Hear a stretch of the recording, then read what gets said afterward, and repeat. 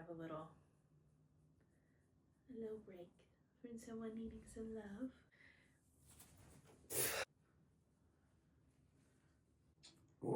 What? What is it? Stop. Stop. Sit.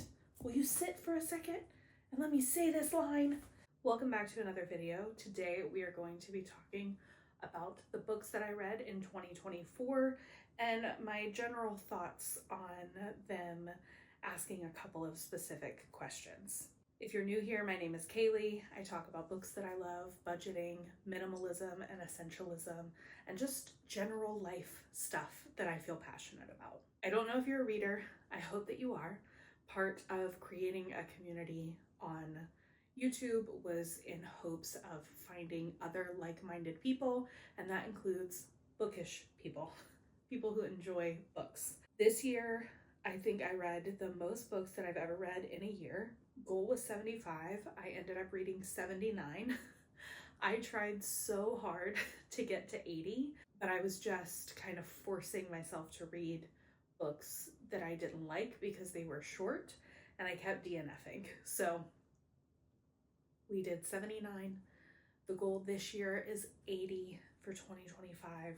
We'll see how we get along. I'll do a whole other video on books that I hope to read in 2025. But today we're focused on 2024. So to jump right in, the first question that I kept coming across when I was looking at different ways to kind of break down the books that you'd read in the year was favorite and least favorite. Here's the problem. I am not going to be able to choose one favorite. I'm just not. So I'm going to tell you my favorites in no particular order and just kind of go through. I believe all of these as well received 5 stars from me. And if not, they were 4 stars, but quite memorable if they made the list of favorite. So first is The Small and the Mighty by Sharon McMahon. Love and Other Words and The Paradise Problem, both by Christina Lauren. Thornhedge by T. Kingfisher. The Unfortunate Side Effects of Heartbreak and Magic, Just for the Summer by Abby Jimenez. And really every book that I read of hers this year, but if I had to pick only one, it's Just for the Summer. Hi, buddy. Hi. Crescent City by Sarah J. Maas.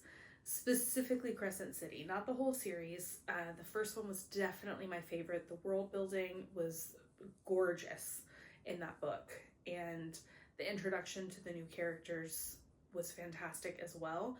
I did not love the second and third book as much as I enjoyed the first book, however. The next is The Shepherd King duology, One Dark Window and Two Twisted Crowns.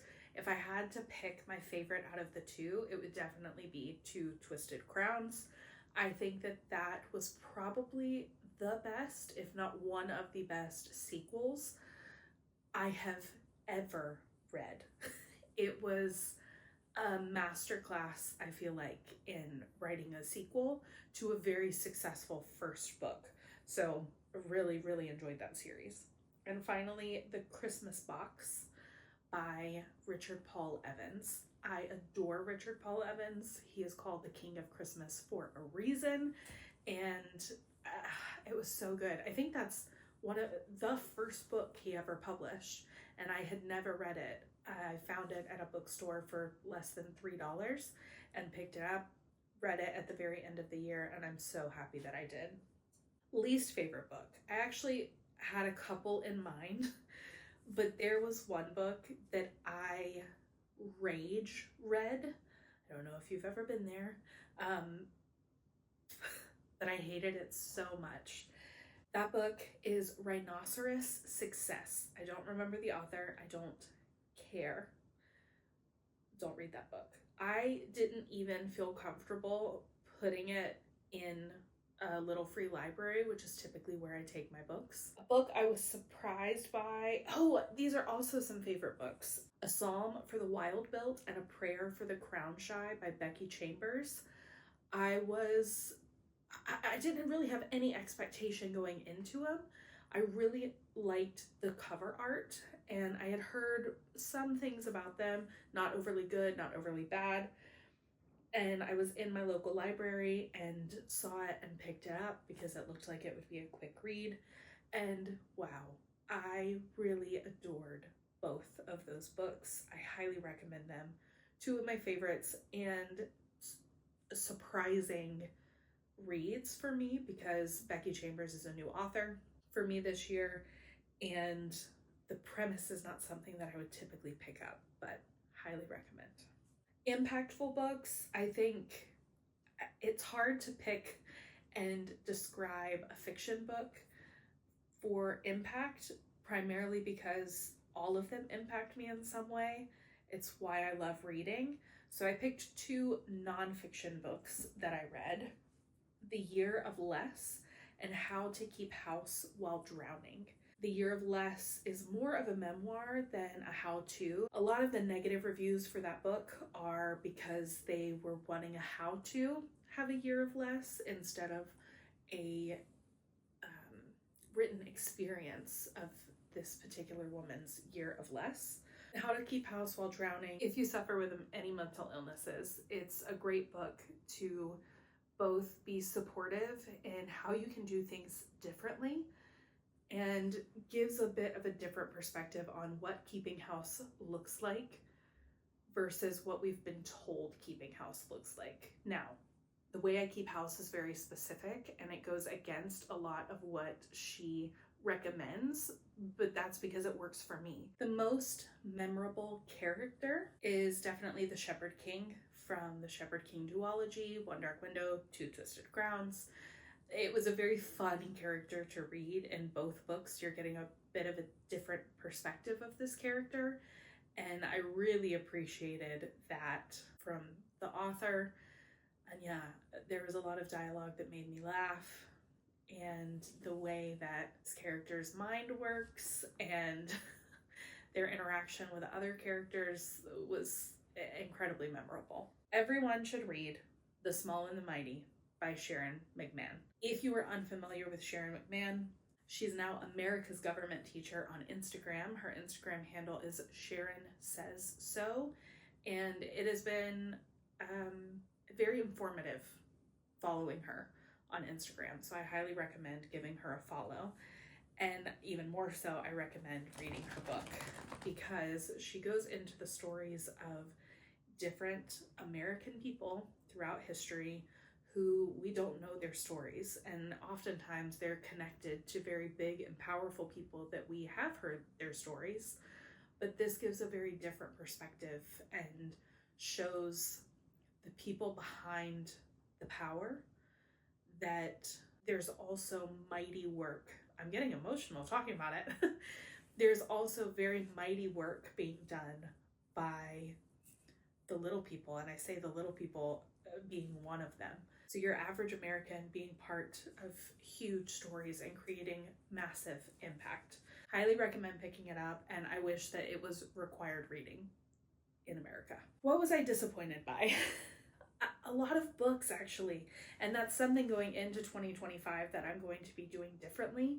I am not going to be spending my time on books that don't capture my attention and suck me in, because it sucks the life out of you when you're trying to read. And so I really want to focus more on books that I'm excited to read instead of just books that I picked up and forced myself through.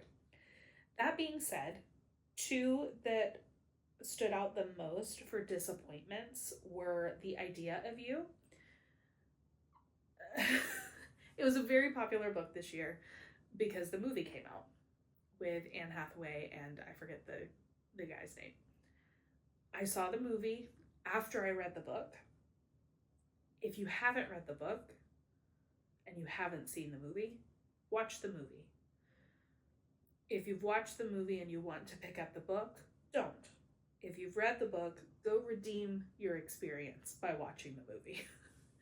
The book made some of the details a lot more icky feeling than the movie did, and so I appreciated that they took that out of the movie experience because it was a disappointment. The Christmas Bookshop, I had really high expectations for being a cozy bookshop focused read. That is not what I got. There were very small parts of that were true. Overall, I was really disappointed with the author's choice of incorporating a romantic storyline that didn't really fit, didn't really have much chemistry behind the couple. And spoiler alert, in the second book, they're immediately broken up. So it seemed like a lot of time wasted when there were so many components of the bookshop that were unexplored that would have made a much more compelling read to me. Here are some notable DNFs. There may have been one or two others, but the first one is Midnight at the Christmas Bookshop. I think I got less than 50 pages in before I decided it was not worth my time to finish. The December Market was another Christmas read that I was hoping would be at least Hallmarkish, but again, there was just no chemistry, and right off the bat, there was nothing that sucked me into any of the characters. I didn't really care about any of them. Nothing was very compelling, so I DNF'd that. Another DNF earlier in the year was Rebel Rising by Rebel Wilson. It's hard to say what I didn't like about the book, but in her description of her childhood and some other events in her life, she seemed very removed from them. I was listening to the audiobook, and therefore I was very removed from them, and it just felt a little bit like she was forcing herself to write a book, and then I realized I was forcing myself to read/listen to that book, and so I put it down. Two new notable authors for me that I can't wait to read either more of their current catalog or any future books that come out from them. Abby Jimenez is the first. She wrote one of my favorite books, Just for the Summer, also Part of Your World. I think I gave 5 stars. Yours Truly was my least favorite out of the 3 that I read from her this year, but I already am on the wait list for most of her other books and on the wait list for her new book coming out next year. Well, no, this year now. We're in 2025, coming out this year, I think in April. And yeah, super excited to continue to read her catalog, and will continue to read every book she puts out, because I highly, highly, highly, highly appreciate her determination to work alongside therapists and psychologists to get it right when it comes to writing any character with trauma, depression, anxiety, ADHD, social anxiety, autism, all of those things. When it comes to that, she has created a team of people who give her really good insight into how to write those characters, and I highly appreciate that. The second author is Rachel Gillig, who wrote the Shepherd King duology. She also has a book coming out this year in 2025.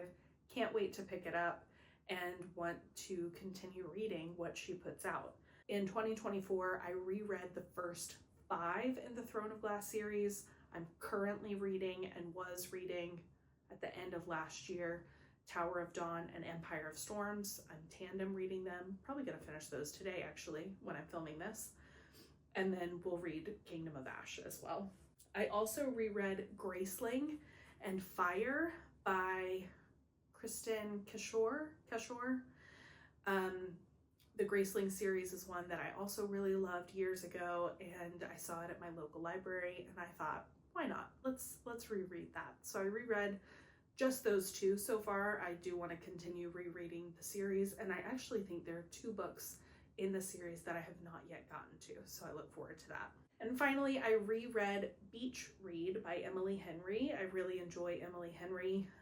I did really like Funny Story that released this year, but Beach Read is one that I listened to as an audiobook while I was driving to Florida in 2023, and I wanted to read it physically, so I reread that, and there was a lot that I had forgotten about that book, so I'm glad that I picked it up again. So those are some of the books that I read in 2024, some of my favorites, least favorites, and other notable things about them. Look out for another video from me talking about books that I hope to read in 2025 and my reading goals for 2025. A lot of the books that you see here will end up on that list because a lot of these books have not been read yet. So until next time.